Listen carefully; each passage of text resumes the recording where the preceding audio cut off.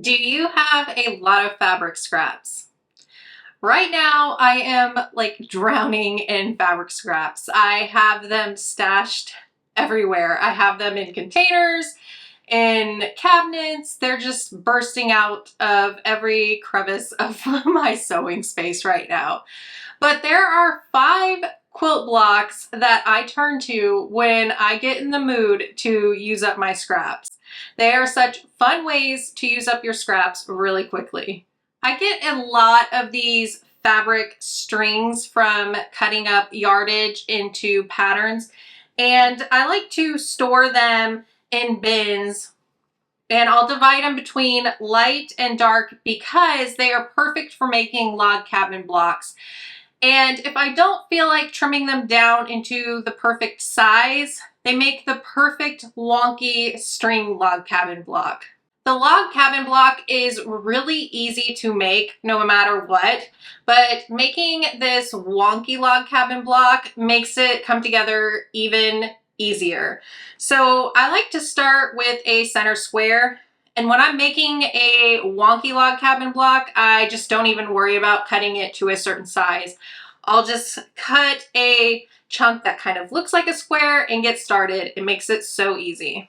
Then just grab a strip that you want to start with. I usually always start with one of my dark strips and put it on the side. It doesn't matter if it's cut to size or not. Just sew it in place with a 1/4 inch seam. I'll start on one side, sew to the other, and just stop right at the end of the other piece of fabric it's laying at. Trim it down flush with the block. And then I always press as I work. You don't have to. You could finger press if you want to. And then you just work clockwise around the block.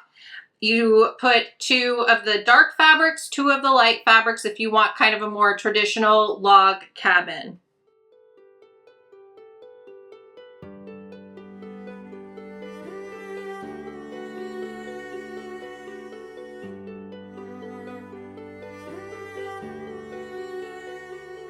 Having some of the strips really thin and some really wide can really add a lot of interest to this block. So keep that in mind as you work through this. So just keep working around the block, adding 2 dark fabrics on the dark side and 2 light on the light side, working clockwise until you get the block as big as you want it to be. I'm getting mine to 9.5 inches inside, so I'll just keep checking it as I work and see if I'm getting close. And then when I get it to 9.5 inches, I'll press it really well and then trim it down to size. I love this wonky string log cabin block. It is so much fun to make, and all the layouts you can make with this are just endless. Here are 4 of the blocks together. It is just so fun to make this block. I really hope you enjoy making it. Now, if the craziness to this block is just a little bit too much for you, I do have a log cabin block tutorial that is perfect if you want a more organized layout with perfect cut sizes and just a little bit of extra accent flair to make it really, really fun. I make a lot of jelly roll quilts, and I always end up with these little awkward cut off pieces that are just hard to use in other projects. So I decided to sew some of the little awkward pieces together and make these little bricks. And then if you join those bricks together with a solid piece of fabric, you can really make a fun design. Look at how this is coming together. All these scraps are just shining in this layout. It is so easy and so fun to make. So I just have a bunch of my scraps that are 2.5 inches wide just laid out. I tried to put some of the colors together that are a little bit the same just to make it easy for me when I'm piecing these scrappy bricks together. So I'm aiming for bricks that are 2.5 inches by 6 inches. So I just have a few pieces here that I'm going to sew.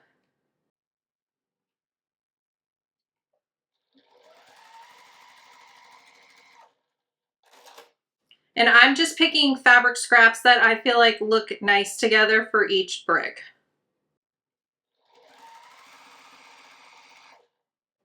not really putting a whole lot of thought into it. I'm just grabbing a few, sewing them together, and then trimming them to that 2.5 by 6 inch size. So once I get it to size, I'll just line up my ruler on here and I just will decide how to cut it. Like if I cut it over here, I can see that this piece is still 1 inch, which would be perfect for adding to another brick. So I wouldn't be wasting any fabric that way.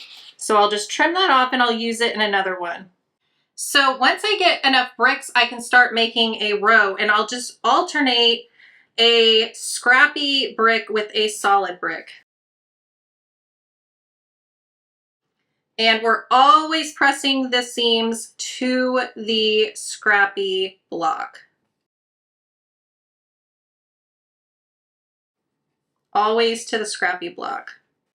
It's just so easy and so fun. You could make this quilt as wide as you want to. Just keep adding the bricks on, alternating them. So my sample here has 7 bricks, and you can see each row that I start will alternate. So one will start with a scrappy, the next will start with a solid, so that you can have like a checkerboard look of the scrap block and the solid block. This is such a fun and easy way to use up those fabric crumbs. It comes together really, really quick because you're not really having to put too much thought into it. If you don't use any jelly rolls or pre-cuts like that, you could still do this idea, just cutting your pieces of fabric, your like crumbs of fabric down into the same width. So you could do 2 inches, you could do 2.5, 3, whatever size scraps you are working with. Just trim them all to the same width and just decide how long you want your brick to be. This is so much fun, and I hope that this idea helps you use up some of your scraps. If you love this strip idea, here are 2 other versions of strip quilts you could use this idea for.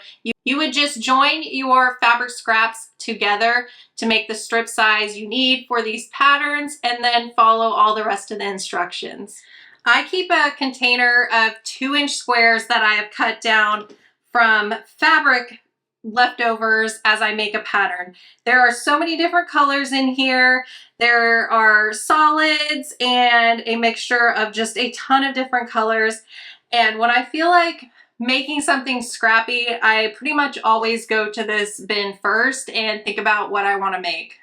Usually what I decide to make is a simple 9-patch block because there are so many different things, so many different designs that you can make with a 9-patch block. They are so fun to make. It is probably one of my favorite blocks. So a 9-patch block is just a block with 9 different squares in it.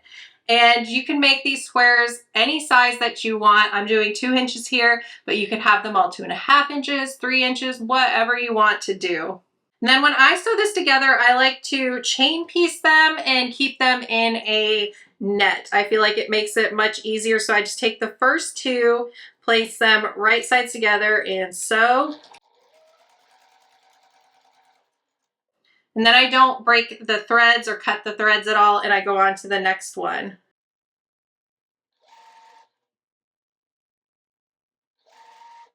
Now, I always press the fabric to my print or the darkest color fabric. So always out toward the corners and then in toward the middle and out toward the corner pieces. Now, these are all sewn together, and I'm just going to add on the last square in each row.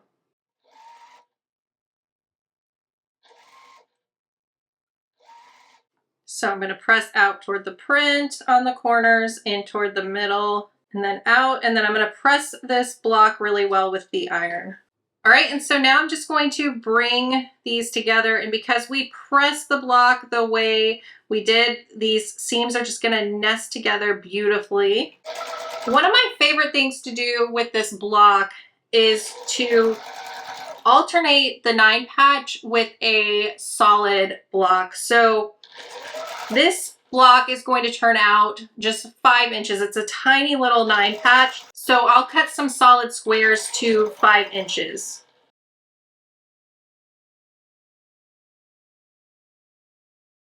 Then with those 5-inch solid squares, I can just take the finished 9 patches and alternate them with the solid square to make a beautiful chain. There are so many different color combinations you could do with the 9 patch. You could do completely scrappy, all different prints, but maybe in the same color scheme. You could make it very uniform with the 5 main print colors, all the same, and the background all the same. There are so many different things you could do to make this block nice and fun. There are also so many different alternatives that you could do with this block. My favorite is the 9 patch with a twist, where you alternate a 9 patch block with a block that has been snowballed. I absolutely love this pattern, and it's also really fun to put this design on point. I hope you have fun making the 9 patch block with your fabric scraps.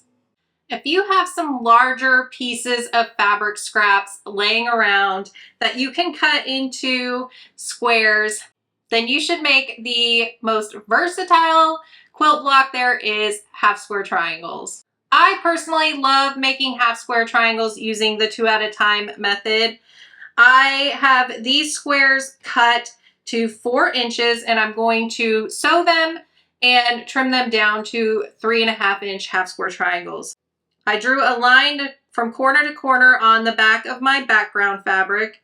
I'm going to place these right sides together, and I'm going to sew a 1/4-inch seam along each side of this drawn line.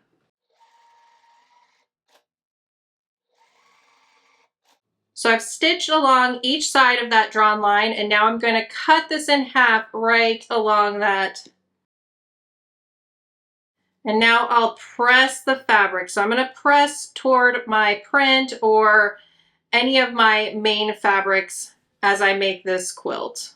And then now I'm going to trim mine down to perfect 3.5-inch squares. And I also don't like the dog ears on here, but if you don't want to trim off just this little bit of extra fabric, that's fine too. Especially I feel like if you're making a scrappy quilt, it doesn't have to be perfect, right? Do what your heart desires here. Trim, don't trim, either is absolutely fine in my book. I just find something relaxing in trimming them down. I don't know why, probably weird that way, but I actually enjoy it. So here's the fun part, I think. After you get a few of these done, you can start playing around with the layout. Now, I chose my fabrics very carefully. I really liked how these all really looked together. So, you know, you could make a very unifying scrappy quilt here by looking up color palettes and really going through your scraps, or you could make it truly scrappy if you wanted to. And I think that it's fun either way. Either way you decide to do this, you could have so much fun with this. Now, you could just do something simple like this and just line up all the half square triangles and sew it together, or you could do different design layouts. This block is so versatile that there's a lot of different things you could do. I have a few layouts that I could show you and link you to different tutorials, or you can just have fun laying them out yourself and figuring out what to do. I love the half square triangle block, and I'm sure you have experience with it too if you are a quilter, but sometimes we just need to be reminded of some of the basics and how fun they look in a scrappy version. So here's a fun one. How many of you have gone through your scrap bin and found a bunch of triangles? These can be so awkward because I end up always, when I'm cutting for a pattern that has triangles in it, cutting too many. I don't know what it is with them, but I'll end up with these.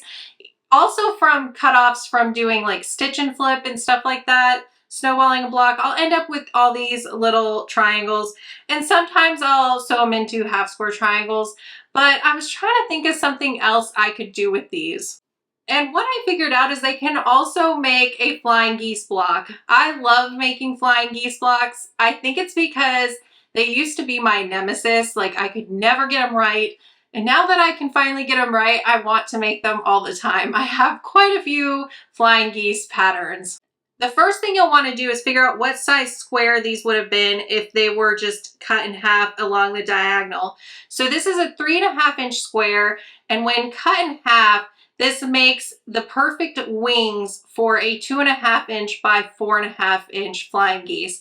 Now I have a chart with 4 of the popular flying geese block sizes on my blog, so I'll link to that in the description of this video so you can kind of use that for figuring out these sizes for yourself.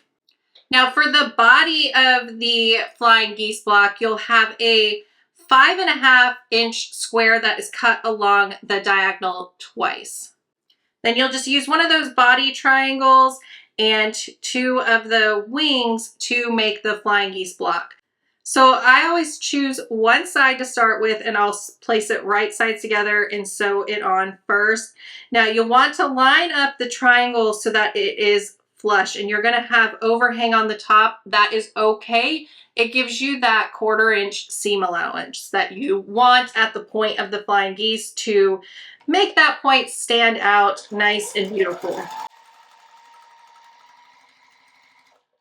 So you're going to press that, and you want to really be gentle when you're pressing. There's so many bias seams through here. So just press that with your fingers, getting it going in the direction that you want, and then press it with heat. And then just sew on the other side. Line up the sides. It's going to be lined up with the bottom of the block, and there's just going to be a little bit of overhang this time. And then it'll really look wonky right now, but we're going to trim it down to size. Then you'll have that perfect 1/4 inch right at the top of the flying geese to get those beautiful points. And there are so many different layouts you could do with the flying geese block. You could just line them all up and sew. I have a scrappy waves pattern that is so fun to use with flying geese. Hopefully you found some inspiration with all these 5 different blocks that are perfect for using up your fabric scraps. I would love to see what you're making. You could make a post in the community section here on YouTube with photos of some of your creations. Thanks so much for watching, and I'll see you in the next video. Bye.